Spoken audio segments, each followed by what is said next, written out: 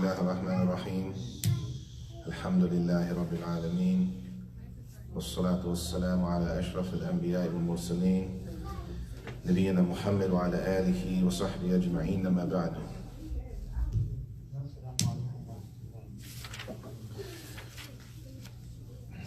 So we started the last class, Kitab al-Siyam, the chapter of fasting from Umdah At-Taalib. Umdah At-Taalib by Imam Mansour al-Buhuti, rahimahullah. And the first class we discussed the entrance of the month of Ramadan. How do we know that Ramadan, the month of Ramadan has started? Or how do we know when to start fasting? And we discussed the three ways that we know the month has entered. Either the month Sha'ban has ended. The month Sha'ban has ended with the completion of 30 days. Or the moon is sighted for Ramadan. In Sha'ban, maybe it's only 29 days. And the other way is the third possibility is where the scholars of Islam differ, if that possibility, if it is accepted to fast based on the clouds blocking the sighting of the hilal or not. Tayyib. Along with the other issues that we discussed. Tayyib. So he continues. قال رحمه الله وإن ثبت نهارا أمسكوا وقضوا كمن بلغ أو أسلم أو طهرت من حيض أو نفاس أو قدم من سفر مفطرا. طيب, if by chance the moon is not sighted, and these issues a lot of times we might not have experienced them yet, but it doesn't mean that it doesn't happen. It doesn't mean it won't happen this year.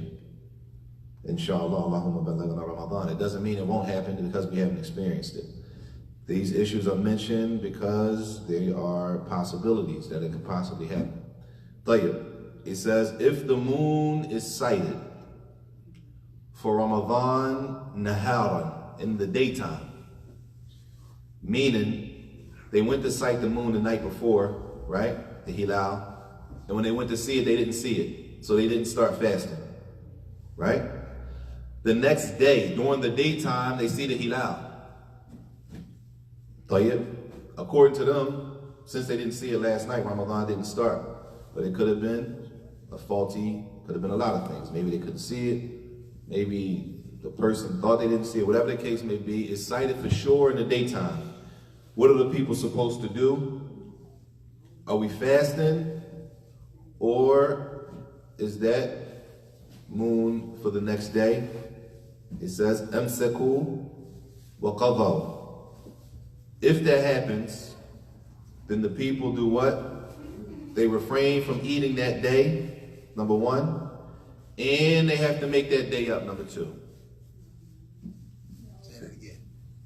Again. The moon is spotted during the daytime. They didn't see it last night. Maybe it was cloudy and they were of the opinion, if it's cloudy, we're not going to fast, so we don't know if it's Ramadan. So the next day, right, Naharan in the daytime, maybe let's say just say around Dhuhr, everybody comes to the masjid for Dhuhr, and they see the hilal. Somebody comes, the hilal has been spotted, Naharan in the daytime. They said, what do? Amsaku. Refrain from eating the rest of the day. Number one. Number two, waqadaw. And the people who are not fasting that day have to make up that day because they didn't fast that day. You with me?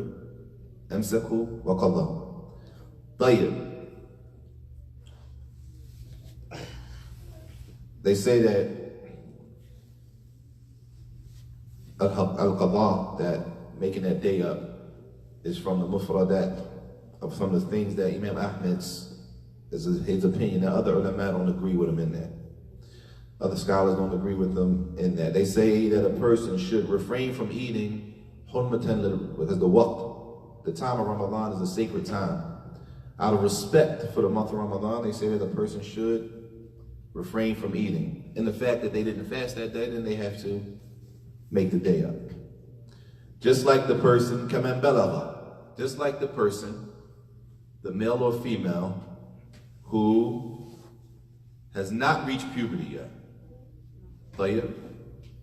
Person has not reached puberty. So let's just say a boy or girl, they're 12, right?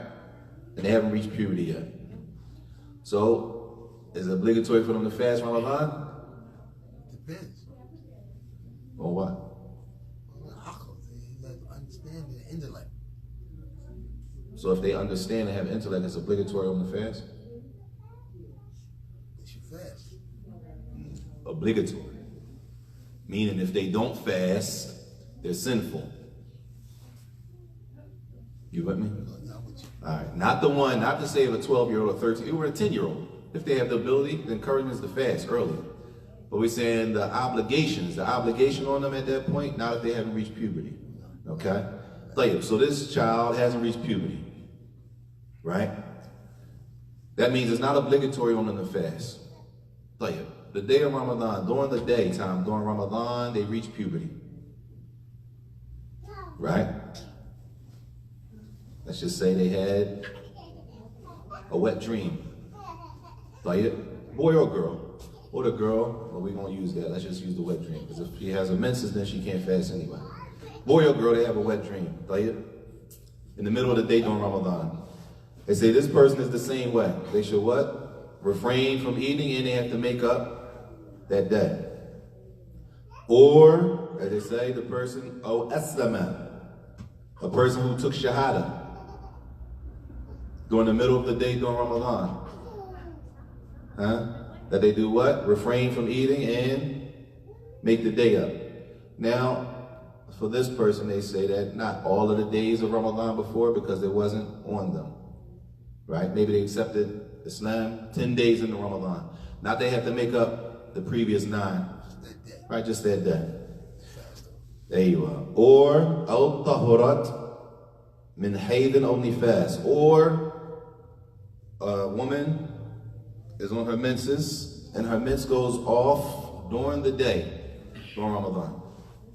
Or postpartum bleeding stops during the day during Ramadan. Right? All of these people, they have the same rule, that they what? They refrain from eating, and they make up the day. They make up the day. قضى وجب قضاء ذلك اليوم. For the person, and this is important, the making up the day is for the person who did not intend to fast that day. The making up of the day is for the person who did not intend to fast. Here's the picture. The picture is the people go out to spot the moon. It's cloudy. Let's just use this argument for clarity purposes. It's cloudy. The moon is not spotted. We already know from last class, some people are going to fast based on the hadith that Ibn Umar radiallahu anhu narrated. If it's cloudy, it's possible it could be Ramadan, they start fasting. Those people are going to be safe on that day. Because if the moon is spotted during the day, they're already fasting their Ramadan. But the people who didn't fast, who didn't make their niyyah, they're going to have to make up the day. And the issue about the intention is going to come, inshallah, in a minute. About when do we make our niyyah for Ramadan. Yeah, I got a question on that too. طيب. He says, أو قدم من سفر مفطرا. Or the person, who else should refrain from eating that day and they have to make up the day? The person who's returning from a travel. A person who's returning from a travel.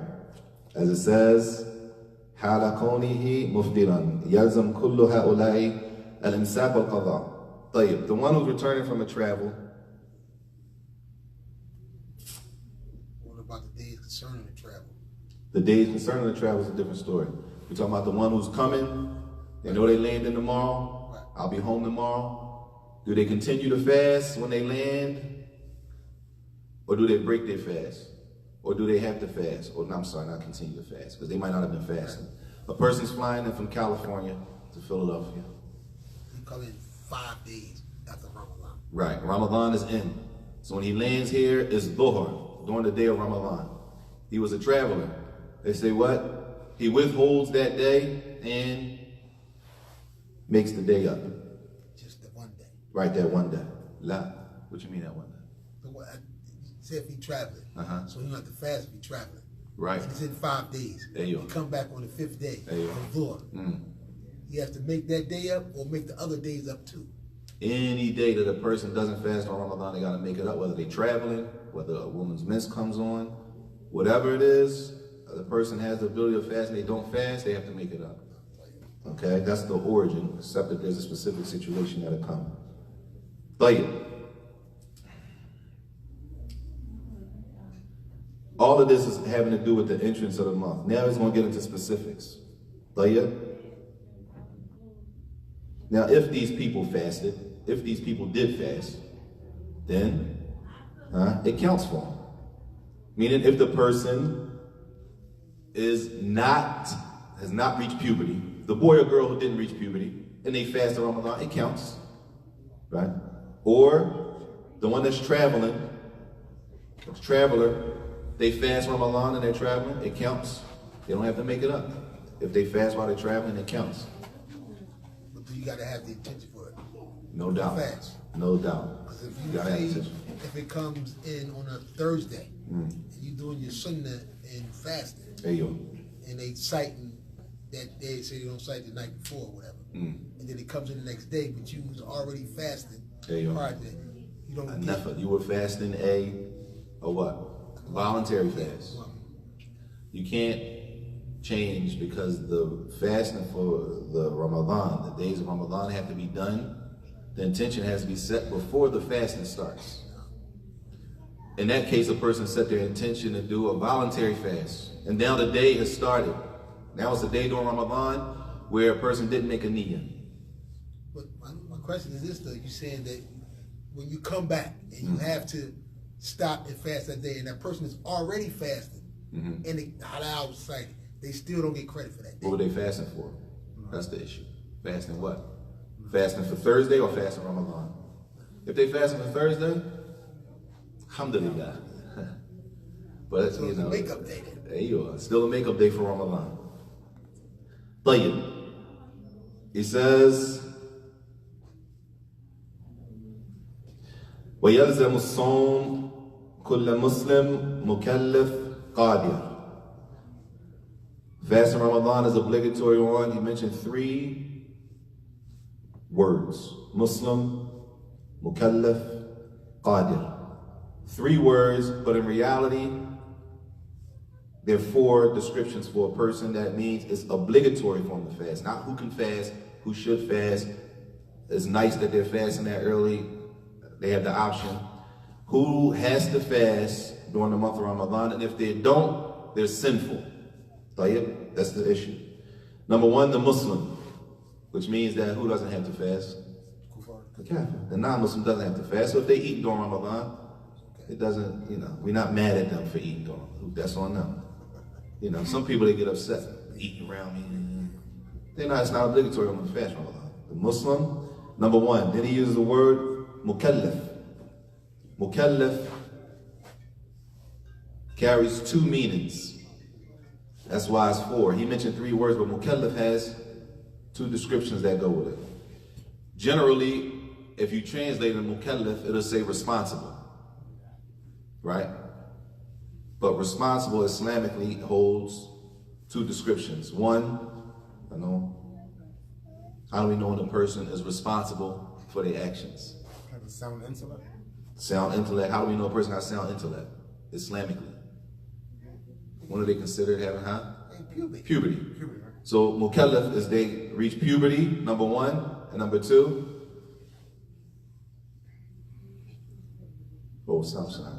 Sound intellect is the second one. That's the second one. Yeah, that's what's saying. Hold on. I said puberty You know, at that age of a certain. I was thinking the back. I was thinking this one first and then that. Yeah, So when no, you said that threw me off. it's Like not- that one. So they gotta be Muslim, number 1, they gotta be Muslim, number 2, they reach puberty, and number 3, sound intellect. That's mukallaf. So that's Muslim mukallaf. That brings us to 3 already, even though it's really 4. And the last one he says qadir, that the person has to have the ability to fast. So meaning a person could be Muslim, They can reach puberty, and what? They have sound intellect, but they don't have the ability. As in what case? Illnesses like diabetes. Maybe they got diabetes. They have a sickness that prevents them from fasting. طيب. Remember, this is for the one, it's obligatory to fast. A person could be Muslim, reach puberty, they have the ability to fast, but they don't have sound intellect. Is it obligatory for them to fast? It's not obligatory, but they might have the ability. The fact that they don't have sound intellect doesn't mean they're not able to fast, like physically fast and go through the motion. That's not the issue. I'm not saying they shouldn't, but if they don't fall under the sinful act of not fasting during Ramadan. Clear? Those 4 descriptions are those who it is obligatory to fast on it. And there's plenty of people who might not meet those conditions who can still fast. It might be a 10-year-old boy, a 10-year-old girl, 9-year-old, 8-year-old, 12-year-old. They haven't reached puberty, they're sound, and they can fast. They should fast. And that's the next issue. He says, وَيُؤْمَرْ بِهِ صَغِيرٌ يُطِيقُهُ لِيَعْتَادَ. And the younger one, or the youth, the one who hasn't reached puberty, should be commanded to fast. The one who hasn't reached puberty is not obligatory one. Let's just use the age 10, 9, 10, 11, could be 12, they haven't reached puberty. It's not obligatory on them to fast as long as they haven't reached puberty.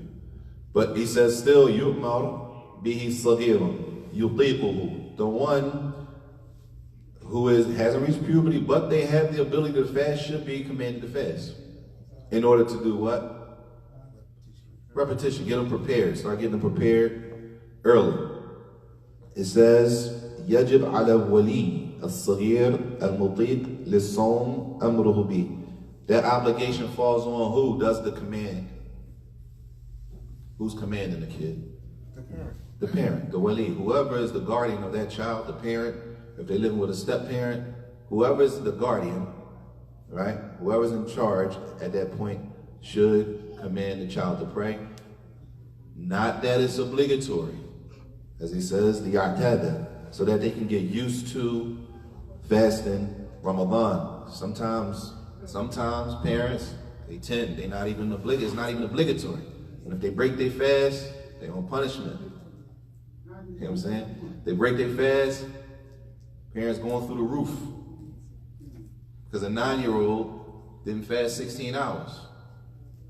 Huh? When it's not obligatory on them, number one. The obligation is for the parent to start encouraging. The obligation is not on the child who hasn't reached puberty. And the obligation is for the parent, and the child has a description. As he says, صَغِيرٌ يُطِيقُهُ. The child that you know has the ability to do it. If you know the child doesn't have the ability to do it, that's a different story, right? The child that has the ability to do that. طيب. Now he moves into certain situations that prevent a person from fasting. He says, وَمَنْ عَجَزَ عَنْهُ لِكِبَرٍ أَوْ مَرْضٍ لَا يُرْجَى بُرْءُهُ أَطْعَمَ لِكُلِّ يَوْمٍ مِسْكِينًا. Whoever's not able to fast due to old age, they're just old. They reach the level they're not able to fast. Number one. People like that, right? They're just old. They're so old they can't fast like that. They're not able to refrain from food and eat. They need nourishment. They're just old, right? Number one. Or the second person, they're not able to fast due to a sickness. La yurja bur'uhu. Not any sickness. A sickness, they're not able to fast because these people, they don't fast. They just feed people every day. Okay? But the sickness is a specific sickness. It's a sickness, la yurja bur'uhu. That there is no hope that they're ever going to be healed from it. Clear? A sickness that you're never going to be healed from means what, generally? Chronic. It's chronic sickness. It means it's not going away. Meaning this Ramadan they can't fast, and next Ramadan they're not going to be able to fast either. For the next 10 years, the sickness is not going away. They're not going to be able to fast. Like these people feed in place of their fasting. Not the person who had the flu for a week. If you had the flu for a week, you don't fall into this category. Why? Because you're going to heal, and once you're healed back, you're able to fast again. Those people have to make it up. Clear? But the person who has a sickness that is not going to heal, these people are the ones who can feed a person in place of the fasting. You with me? So if a person has methaline, the flu, or they come down with whatever, allergies, a cold breaks out, they get something, they might be down for 10 days on Ramadan. Might be 2 days, might be a week, whatever. Let's just say they're down for 10 days off the flu. They can't, not that they can't feed people, they can feed people and get some reward. But that feeding doesn't take place of the fasting. They still have to make up those days of fasting when they're healed, when they return, when their health returns back to them. The people who are able to feed in place of fasting, it replaces them fasting, are two people. The elder person who can't fast anymore, they just reached the age, they can't go without nourishment. And of course, every year, they're going to get older. So it's not like next year is going to be a better situation generally, right? Every year they're going to get older. So this is the first person. The second person is the one that's sick, and it doesn't look like that they're ever going to recover from that sickness to allow them to return their health back to fast. That they should feed a poor person for every day that they miss. So if Ramadan is 29 days, that means that year they feed a poor person 29 times, right? But 29 poor people feed the same person 29 times. If Ramadan is 30 days that year, then they have to do 30 based on the month. Can you feed the same person? Some say you can. Some say you can feed the same person. Should you spread it out? If you can spread it out and there's multiple people that need it, alhamdulillah. The obligation is to feed a poor person every day for those two people. Clear? طيب.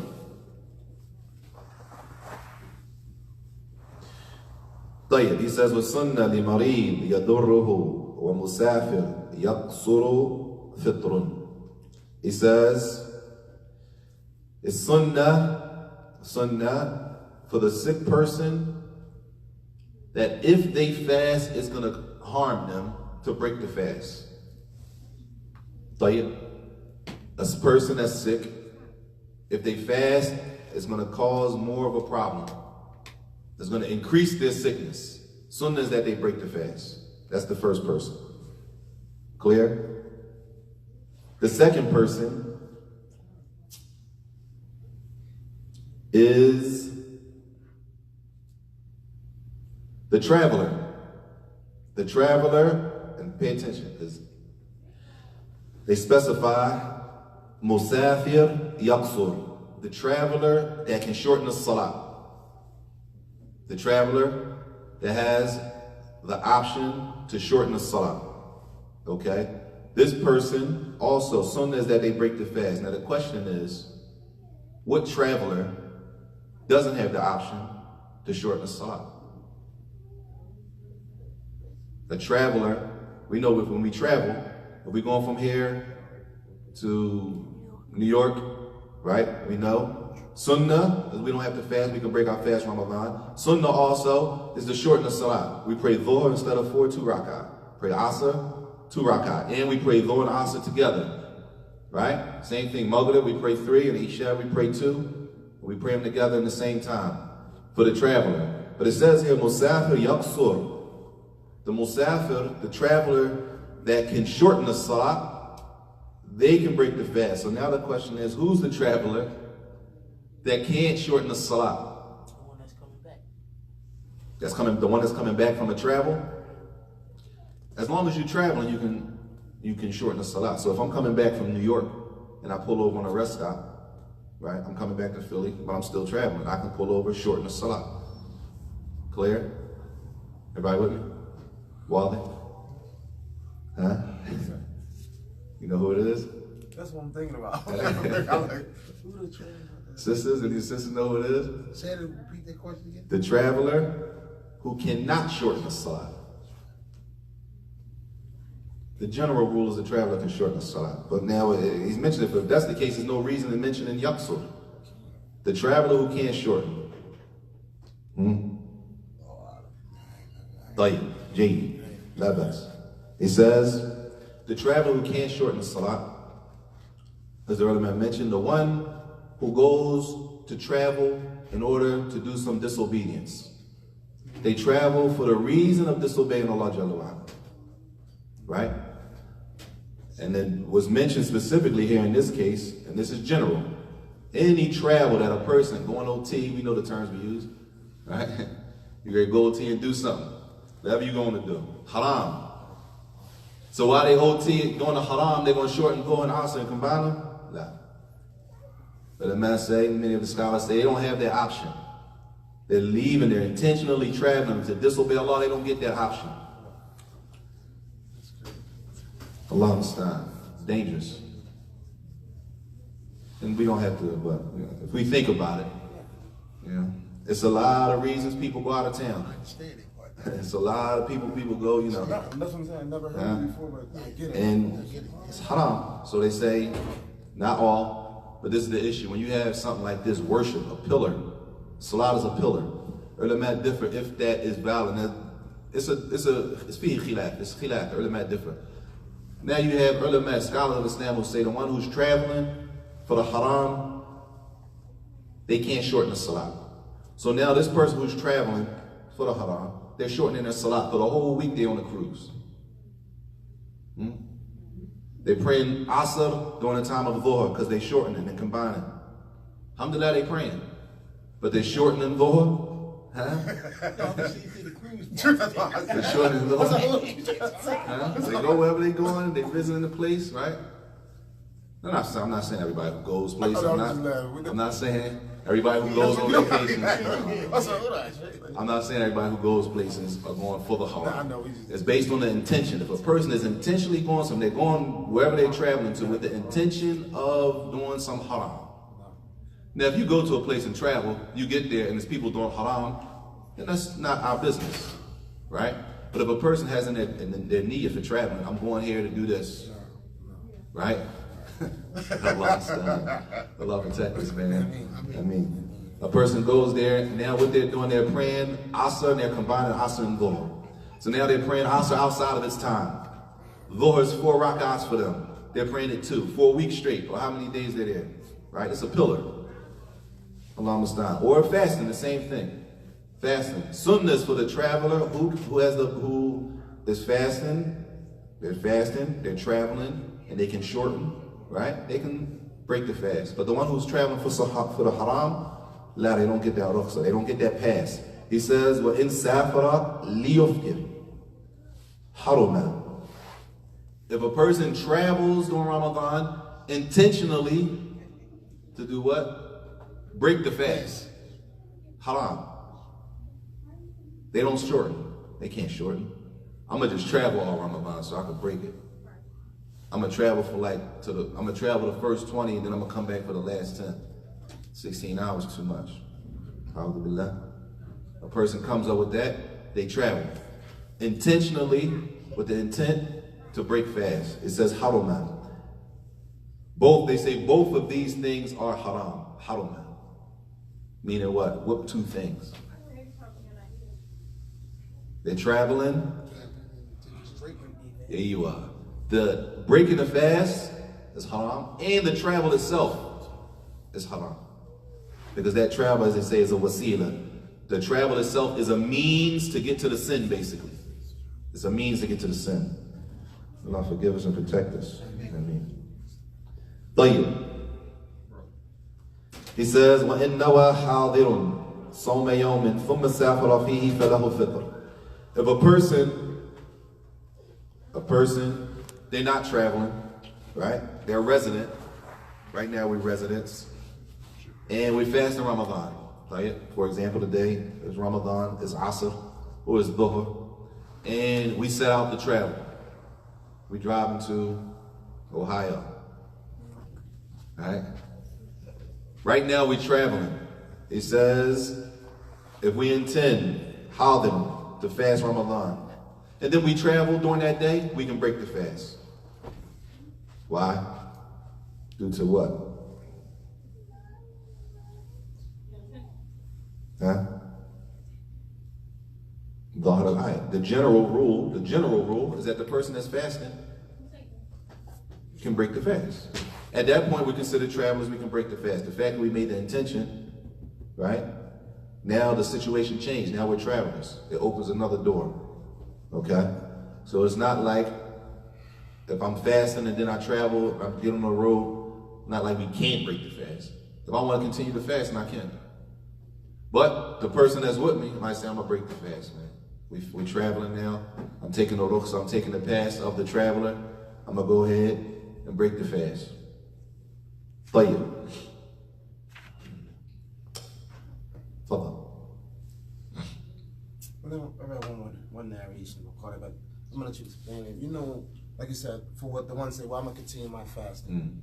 Is he opposing the sunnah in regards of that? Because the sunnah to do so.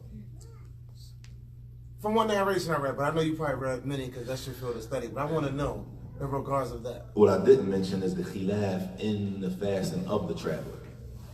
That's a whole issue by itself. Right? We just going on. The author, he's of the position, sunnah is to break the fast when you travel. Other ulama different, scholars different. I think that might be covered before we cover it here in detail. This is a primer, this is a beginners. Okay. So it doesn't really go into too much khilaf unless necessary, just briefly, just to mention it. So if we see people doing it, we don't jump all over them and that crazy, right? He says, even here, he says, sunnah to what? Break fast if you travel. Not wajib. It's not obligatory that if you fast and you have to break the fast on Ramadan. Sunnah. So if a person doesn't break the fast, it's not sinful. It's not obligatory to break the fast. We're talking from the Bible, which better? What's better if you travel? Should I break the fast or not? That's the area of khilaf, ulama different. طيب. He says, rahimahullah, وَإِنْ أَفْطَرَتْ حَامِلٌ أَوْ مُرْضِعٌ خَوْفًا عَلَى وَلَدَيْهِمَا قَضَتَا وَأَطْعَمَتَا وَلِيُّ. This is for the pregnant woman now. The woman that's pregnant or breastfeeding. The sister that is pregnant or breastfeeding. Number one, can a pregnant woman fast? Is it permissible for a pregnant woman to fast? She can, as long as it don't do harm to the child. She can fast as long as it doesn't harm the child. Sisters, is it permissible for women to fast that are pregnant? Is it permissible? Yes? Is it permissible for women that are breastfeeding to fast? It's permissible for both of them to fast. Okay, that's not the issue. We're clear on that. It's permissible for them to fast. There's nothing preventing them from fasting. But the woman might make a judgment call herself. Right? She knows her body better than anybody else. She's pregnant or she's breastfeeding. So it's two different cases. Either A, the pregnant one or the one that's breastfeeding. خوفاً على والديهما. Either A, she's good, she's pregnant, but she's cool if she's fast, but she fears the baby might be harmed. Right? So she breaks her fast based on what? Her being able to fast or her fear for the baby? Based on her fear for the baby. If she breaks her fast based on her fear for the baby, it's two things that go with that. A, of course she has to do what? Make up the day. Of course she got to make up the day, right? Because this is the day of fasting during Ramadan, for whatever reason. B, أطعم وليه. That the wali of the baby, not the woman, the wali of the baby feeds a poor person. Not the sister. The wali, waliyuhu. وَأَطْعَمَ وَلِيُّهُ. The one who is, as it says, وَجَبَ عَلَى مَنْ يَمُونَ الْوَلَدِ. Whoever is responsible, obligatory over that child, that they feed and yut'im, عنهما لكل يوم مسكين, that they feed a poor person for every day that she does that. That's the first case. The first case is the pregnant woman or the woman that's breastfeeding. She can fast. She don't have a problem fasting, but she chooses not to fast out of fear for the baby, right? In that case, two things go with her situation. She got to make up the day and feed a poor person. Clear? The second situation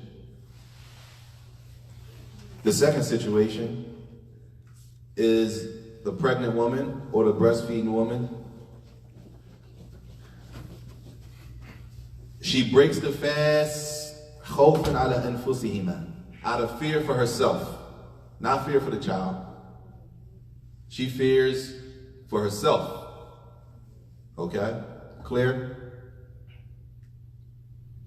You with me? Huh?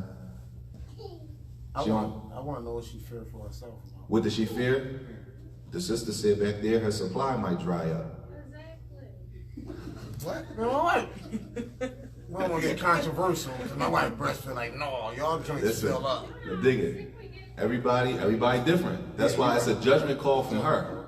It's not a general rule. If you're pregnant, you gotta fast. No, it's not a general rule. The whole issue is in أفضلت حامل خوفا على والديه. She fears for the child. That's a judgment call. If she fears for the child, two things connected. If she only fears for herself, فقضتها فقط. Then they just make up the day. I only gotta make up the day. You see the difference?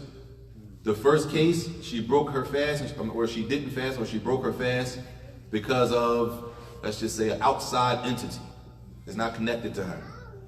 She could have fasted, honestly, but she had some fear that the baby might be harmed, something might happen. So she breaks the fast for the baby. All right, she has to make up the fast, and she has to, the wali has to feed a poor person for each day she does that. But if she only fears for herself, she fears every time I fast, by the time it gets like 1 o'clock, I get nauseous.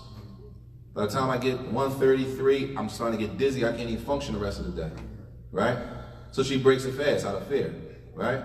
And that day she just has to make up the day after Ramadan. Those are the two cases for the pregnant woman and the breastfeeding woman. Clear?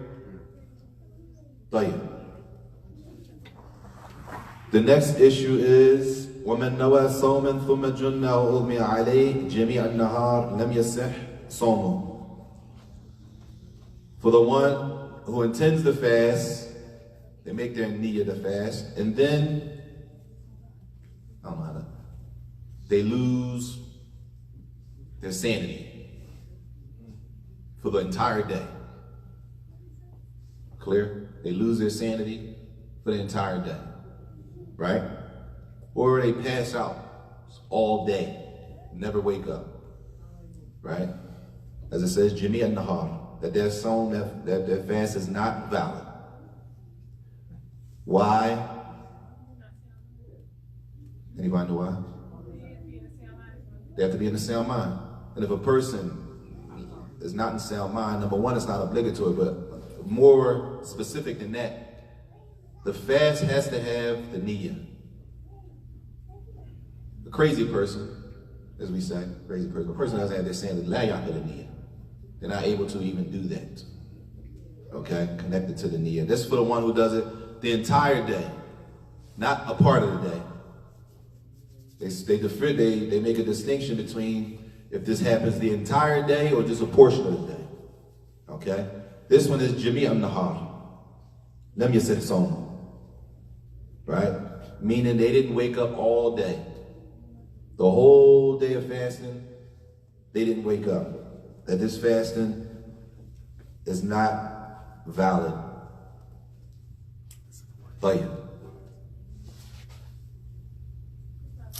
He says, when أَفَاقَ جُزْءًا مِّنْهُ أَوْ نَامَ جَمِيعَهُ